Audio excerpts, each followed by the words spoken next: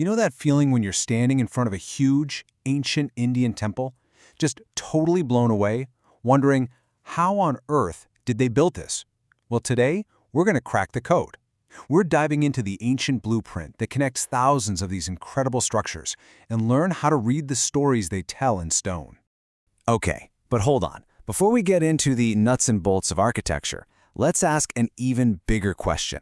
Why do temples even exist? I mean, why build one in the first place? And the answer, you'll see, isn't just about religion. It's a story that starts with a feeling deep inside all of us. Right, and that feeling is where it all starts. It's this incredible journey, from fear to faith. This is the origin story of the temple. So, just imagine for a second, you're an early human. You're surrounded by these immense, powerful forces of nature, right? You've got the sun, crazy thunderstorms, the seasons changing. It's awe-inspiring, but also, let's be honest, kind of scary. So what do? You start to worship these forces. And then, over a long, long time, you start giving these big, abstract ideas a physical form, an idol. And once you have a sacred idol, well, it needs a sacred home, a special place. And boom, that's it. That's the birth of the temple, a house for the divine. Okay, so we've got the why down. Now let's get to the how, because once people decided they needed temples, a sort of universal plan started to emerge. We're going to look at the anatomy of a temple. And here's what's so cool. Even with all the incredible variety you see in temples, from way up in the mountains down to the southern coast, they're all built using the same basic building blocks. It's like they're all speaking the same secret architectural language. All right, first up, and this is the absolute core of the temple, the Garbhagriha. The name literally means womb house, and that's the perfect description. It's the spiritual heart, this small, dark, almost cave-like room where the main idol is kept. It's where all the energy of the temple is focused. Now, right in front of the Garbhagriha, you have the mandapa. So if the Garbhagriha is the super sacred private core, the mandapa is the public space. It's this big hall where everyone gathers for prayers, chanting, the whole community comes together. It's the life of the temple, really. And then, look up. Right above that sacred Garbhagriha, you'll see this massive tower soaring into the sky. Think of it like a giant spiritual antenna, connecting the earth with the heavens. Now, this is important. In the north, it's called a shikara. In the south, it's a vimana. You're going to want to remember those two names because they're a huge clue for telling the different styles apart. And one more key piece. Lined up perfectly in front of the main shrine, you'll almost always find the vahana. That's the mount, or the vehicle, of the main god. So, for example, if you're in a temple for Shiva, you'll see his bull Nandi sitting there, staring right at the entrance to the Garbhagriha. He's like the eternal devotee, waiting for his lord. So, okay, they all have the same basic parts. You think they all look kind of the same, right? Nope, not even close. Architects in the north and the south took that same basic blueprint and ran with it, creating two totally different, absolutely stunning designs. So let's meet our two main styles. In the north, we have the Nagara style. And down in the south, you'll find the Dravida style. Again, same building blocks, but a completely different vibe. Okay, let's do this. Let's put them head to head and really break down what makes them so different. It's time for the great North versus South architectural showdown.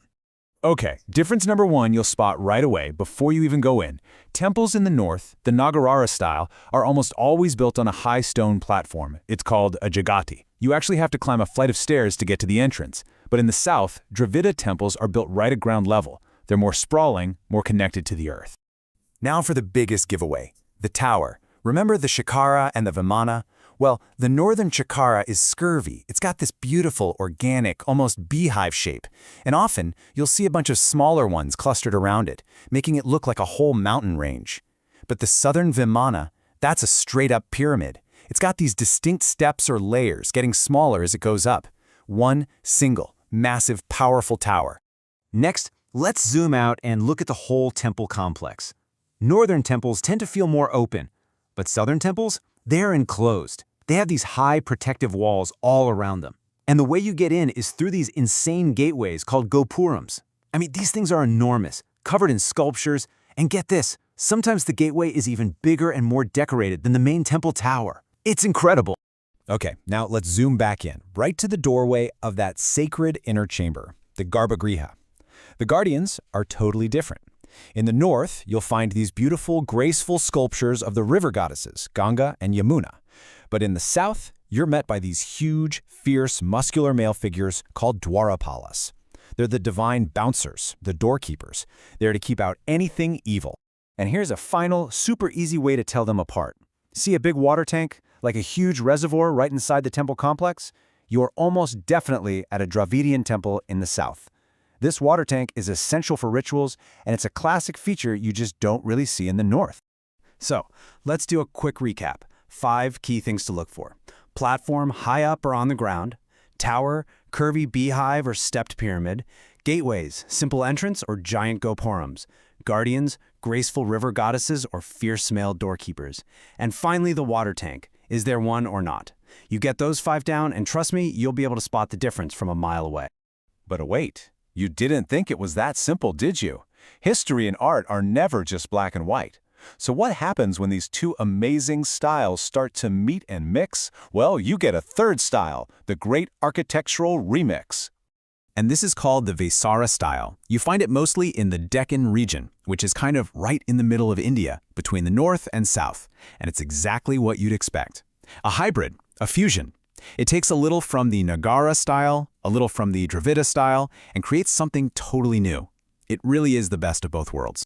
This style was really popular with dynasties like the Chalukyas and Hoysalas, and it has its own unique look. The towers are often a bit shorter and way more decorated. They kind of blend the curves from the north with the layered look from the south.